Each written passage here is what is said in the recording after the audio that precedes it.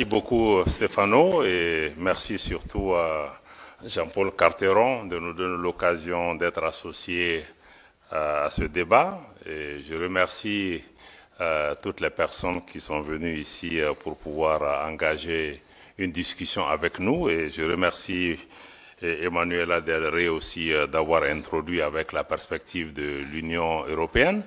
Je pense que ce qui est important pour nous, États du Sahel, avec mon collègue de l'Alliance des États du Sahel, avec mon collègue du Burkina et puis l'ambassadeur du Niger, c'est de pouvoir donner quelques clés de compréhension de ce qui se passe dans cet espace qui lui-même aujourd'hui fait l'objet d'une telle désinformation que les gens n'ont vraiment pas le temps d'essayer de comprendre ce qui est en train de se passer. On est pour, on est contre, on se prononce, on se positionne, mais je pense qu'il faut avoir les clés de lecture qui me semblent être importantes. D'abord, le premier élément, c'est d'abord sur le Sahel, parce que je vois que le titre, c'est les États du Sahel. Il faut comprendre que les États du Sahel ne sont pas que les 3 États du Sahel, ou même ceux qui étaient appelés avant le G5 Sahel, mais que le Sahel comprend du Sénégal jusqu'à la Somalie, et le Maroc, la Libye, d'autres pays font tous partie de ce Sahel où il y a un continuum humain, géographique, géopolitique, etc. Donc il faut comprendre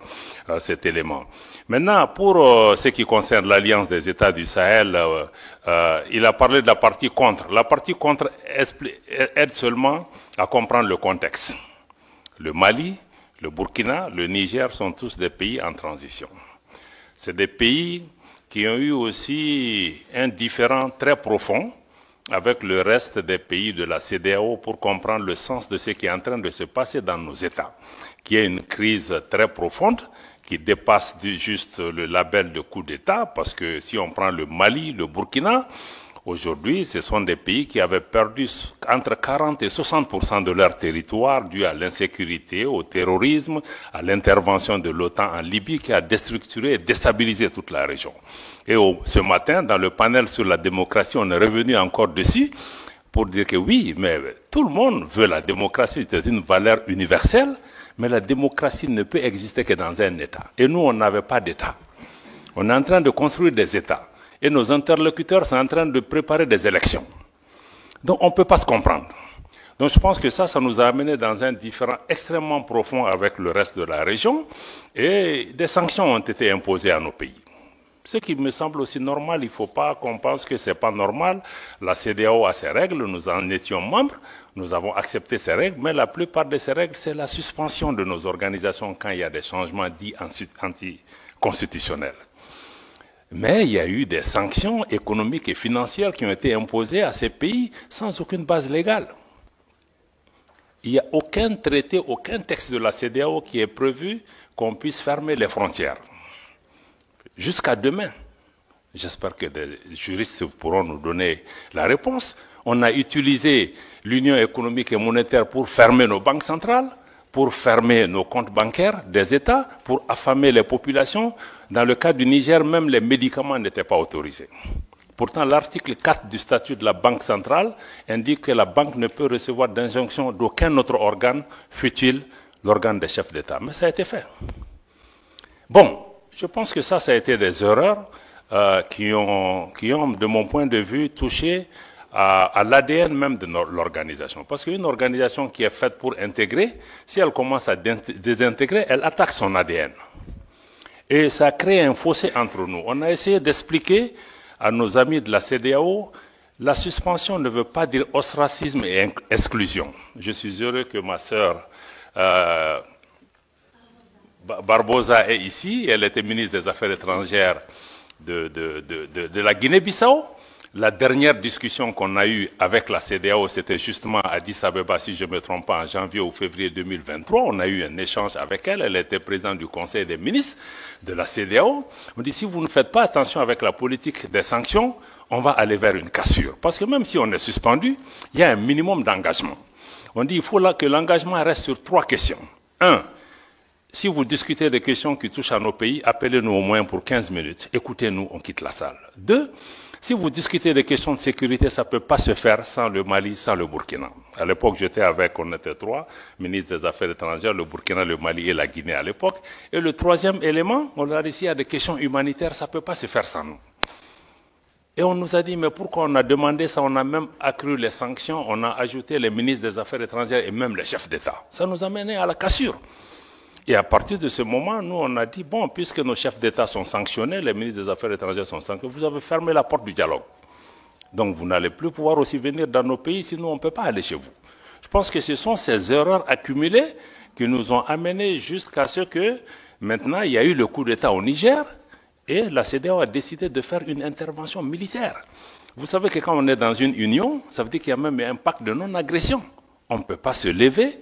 Bon, c'est vrai, même si un chef d'État est renversé, se lever un matin pour dire qu'on va attaquer un pays, pour la CEDEAO qui, depuis 20 ans, a une force en attente qui est toujours en attente. Ça veut dire, en réalité, ce sont des acteurs extérieurs à la région qui dictent leur volonté à la CEDEAO. Je suis désolé de dire, même l'Union européenne a soutenu cette décision de la CEDEAO d'attaquer un pays souverain qui lutte depuis 10 ans contre le terrorisme. Ses frontières sont fermées. Quand vous attaquez le Niger, mais vous attaquez une armée, mais vous libérez les terroristes. Ils vont aller où? Au Mali, au Burkina, partout. Donc, à partir de ce moment, on s'est dit que cette organisation commence à être dangereuse pour nous. Non seulement on punit nos populations, mais le fait d'être membre peut même t'amener à ce qu'on attaque le pays. Donc, c'est là que le Mali et le Burkina ont décidé que si la CEDEAO attaque le Niger, mais nous qui considérons que nous, on est entré en guerre contre l'organisation. Et c'est à partir de cet instant que nous avons mis une alliance militaire défensive en place pour dire que bon, nous nous mettons ensemble pour faire face à une menace existentielle, mais en mettant en place une approche géopolitique de la question. Nous nous réunissons pour nous défendre d'abord. Mais en faisant ça aussi, on s'est dit, bon, c'est pas seulement une alliance, et je pense que c'est notre réponse qui a d'ailleurs dissuadé. En définitive, les gens ont commencé à comprendre que, bon, Niamey, ça ne sera pas une promenade de santé. On va faire face à 3 armées qui sont en guerre depuis 10 ans. Bon, donc, je pense que ça nous a amené à ça, et on s'est dit, bon, on va aller au-delà de l'alliance militaire pour créer, le 16 septembre 2023, donc on a créé l'alliance des États du Sahel sur la base de la charte du Liptako-Gourma. Mais on est en train de travailler maintenant pour aller beaucoup plus loin que ça. Pourquoi on veut aller beaucoup plus loin que ça? Ça, c'est la partie, on était dans la partie contre, comme tu as dit, c'est créer contre, mais ça, c'est juste expliquer le contexte. Mais en réalité, la partie pour c'est que la région qu'on appelle le Liptako-Gourma, qui réunit les 3 États, que certains ont appelé la zone des 3 frontières, abusivement, mais cette zone est une zone géoculturelle et géographique qui existait depuis des décennies. D'ailleurs, il y a une organisation, l'autorité du Liptako-Gourma, ces 3 pays partagent les mêmes réalités climatiques, géographiques, culturelles et même sécuritaires. Donc, on a décidé de mettre en place une communauté qui puisse nous aider, à assurer la sécurité, à lutter contre le terrorisme, parce qu'on lutte contre le terrorisme dans cet espace depuis longtemps, mais on ne pouvait pas le faire ensemble. Maintenant, on va le faire ensemble. Et contre tous les autres facteurs d'insécurité, le deuxième pilier, c'est de travailler à mettre en place une intégration économique poussée, parce qu'il y avait déjà un espace économique et géoculturel qui était là pour pouvoir travailler, pour renforcer la libre circulation dans nos pays, avoir des projets intégrateurs dans le domaine de l'énergie, dans le domaine des transports, dans le domaine des infrastructures. Bon, parce que nos pays sont physiquement aussi liés par beaucoup de réalités qu'on peut... Et ces pays regorgent aussi des ressources minières, minéralogiques, de toutes sortes. Ne serait-ce que si on prend les ressources souterraines de cette région, c'est énorme. Personne ne voit le Sahel en tant que source d'approvisionnement de l'Afrique et du monde en ressources en eau. Parce qu'on voit que l'aspect désertique. Donc, je pense que ça, il y a l'aspect intégration économique sur lequel nos ministres des Finances et les ministres en charge du développement ont travaillé pour pouvoir vraiment nous rapprocher davantage. Et le troisième, c'est vraiment travailler ensemble pour que nos pays parlent d'une seule voix, avoir une action diplomatique coordonnée. Donc, si on dit donc cet espace économique-là sur lequel on est en train de travailler, je pense que c'est extrêmement important de regarder nos ministres en charge des affaires étrangères ont recommandé au chef d'État d'aller même vers une confédération. C'est-à-dire que une confédération en prélude à une fédération des 3 États, qui se fera par étapes. Pourquoi nous proposons ça? Parce que nous, nos pays, je dois le répéter, la première réponse était peut-être raconte quelque chose, mais quand on a commencé à exister, beaucoup ont dit, même la CEDEAO, les premières réactions, quand on a signé la charte du Liptako-Gourma, c'est que ces pays veulent casser la région. Ils veulent diviser, ils veulent attaquer l'intégration africaine. Mais le Mali, le Burkina, quand vous regardez nos leaders historiques de Modibo Keïta au Thomas Sankara jusqu'à aujourd'hui, mais ces pays restent fondamentalement engagés pour l'intégration africaine. L'article 180 de la dernière constitution du Mali, adoptée l'année dernière, réitère l'attachement du Mali à abandonner tout ou partie de sa souveraineté pour réaliser l'intégration du Mali, de l'Afrique, avec tout État africain. Donc pour nous, notre engagement pour l'intégration et l'unité et l'idéal panafricain reste intact, mais nous trouvons que certaines de ces organisations, de notre point de vue, en tout cas, n'incarnent plus cet idéal. Et que nous, il nous faut, à travers l'Alliance des États du Sahel, proposer une alternative. D'avoir une organisation, qui ne soit pas pilotée par l'extérieur, une organisation qui ne devienne pas un danger pour ses membres, pour ses populations. Comment on peut travailler à rapprocher nos populations en mettant en place une autre façon de faire. Je pense que c'est là où il me semble être important que vous compreniez, qu'on soit pour la CEDEAO, pour l'UEMOA, ou comprenez qu'avec l'AES, il y a une nouvelle donne géopolitique qui est là. Que vous l'aimez, que vous ne l'aimiez pas, peu importe. 2. Pour nous, le sort de nos pays ne va pas se décider à Bruxelles, à Paris, à Washington ou à Londres. Ça se décidera à Bamako, à Ouagadougou, à Niamey, etc. Donc cette réalité géopolitique est là, il faut la suivre, il faut regarder ce qui est en train de se passer. Bon, naturellement, nous partageons le même espace que la CEDEAO, l'UEMOA, d'autres pays qui sont des pays voisins, des pays frères. On est des peuples frères avec le Bénin, nos pays, mais on vit ensemble, on va partager cet espace. Donc il va falloir qu'on discute des modalités de vivre en commun. Et je pense qu'il faut le dialogue. Je pense qu'Emmanuel a insisté sur ça. Il faut le dialogue. À mon avis, le dialogue est important. C'est ce que nous-mêmes nous avions demandé avant d'être sanctionnés. Donc on ne peut pas être... On est ici... C'est la première sortie pour nous, États membres de l'AES, en dehors de l'Afrique. Donc ça veut dire que nous sommes prêts, sinon on aurait pu vous dire que venez parler en Afrique avec nous. Mais si on est venu, c'est qu'on est ouvert, on veut que vous lisez la dynamique de l'AES à travers nous et non à travers des personnes qui sont mandatées ou qui ne sont même pas mandatées, qui analysent notre région, qui parlent en notre nom. C'est pourquoi on est là. Donc c'est vraiment dommage parce que moi je crois que beaucoup refusent le dialogue. Je me réjouis qu'Emmanuela et d'autres continuent vraiment à travailler sur ça. On est très peiné de voir que même des responsables européens, certains disent on ne va pas parler avec eux, même africains, certains disent on ne va pas faire de photos avec eux. Mais on dit mais ça nous fait quoi que vous preniez des photos avec nous? Mais ça ne va pas changer. Nous, on se bat pour le devenir de nos populations. On voit les gens qui meurent, moi une photo avec tel ou tel, ce n'est pas ce qui importe pour nous. Donc certains vont jusque-là, des pays voisins. Personne, je dis aux gens, personne ne va nous faire déménager de cette région. Que tu prennes la photo avec moi ou pas, mais on sera là. Tu seras là, je serai là. Donc moi je pense que ça c'est important. Et j'apprends aussi que même des responsables européens disent à leurs gens, non, non, non, il ne faut pas que vous soyez vus avec eux, il ne faut pas que...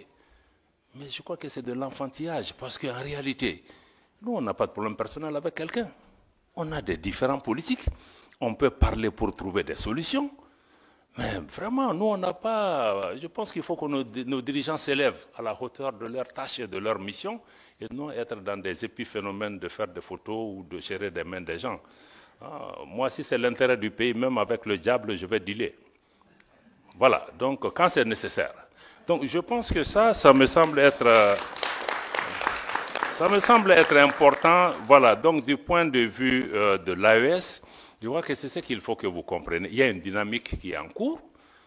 La CEDEAO va continuer son parcours. On va se parler. On va identifier des moyens de coexistence pacifique. Surtout, ce qui est important, c'est comment travailler pour pouvoir préserver l'intérêt de nos populations qui vivent dans ce pays. Des pays qui ont toujours été fraternels. Je vous dis que nos populations sont en avance sur nous. Tous les problèmes que vous voyez dans la région, c'est entre les dirigeants. Hein? Ce n'est pas entre les peuples. Moi, je vais dans tous ces pays où les dirigeants ne veulent pas nous parler, mais les peuples sont chaleureux avec nous. Donc les populations n'ont pas de problème, il faut que les dirigeants suivent leur population. Voilà, donc pour moi, vraiment, c'est ça. Je vais peut-être laisser le reste pour qu'on vienne vraiment à des questions majeures, mais aujourd'hui, l'AES se bat pour ça. Pour une gouvernance, améliorer une gouvernance qui réponde aux préoccupations de nos populations. Préoccupation numéro 1, sécuritaire. Sécuritaire pour reprendre en main nos États. Et ensuite, créer des modèles de gouvernance qui peuvent... 2, mais il faut une économie, il faut une transformation structurelle de nos économies pour que nos économies profitent à nos populations. Parce que toutes ces richesses qui sont là, nous, au État de l'AES, nous voulons désormais discuter différemment avec ces États, parce que les anciennes puissances coloniales ou d'autres, il y avait des donnes qui étaient là. Nous, on n'est plus dans ça. On veut rabattre les cartes pour regarder. On veut naturellement que les partenaires qui viennent gagnent, mais qu'en priorité, nos populations gagnent. Et on sait que les ressources sur lesquelles on est assise nous permettent de discuter d'abord pour que ça bénéficie à nos populations. Si d'autres partenaires en bénéficient aussi, c'est tant mieux. Donc nous sommes dans cette ouverture, réaffirmer notre souveraineté, y compris la souveraineté économique, le contrôle de nos matières premières, qu'on puisse discuter les choses par rapport à ça. Et sur le plan global, nous voulons travailler au niveau pour un monde multipolaire.